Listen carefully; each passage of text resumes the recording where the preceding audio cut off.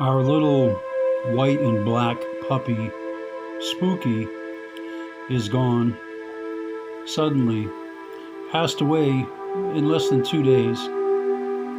We took him to the vets early for treatment, but it was just his time to go, unfortunately.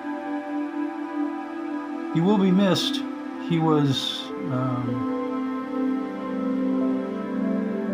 an awesome dog. We loved him very much, like all our pets.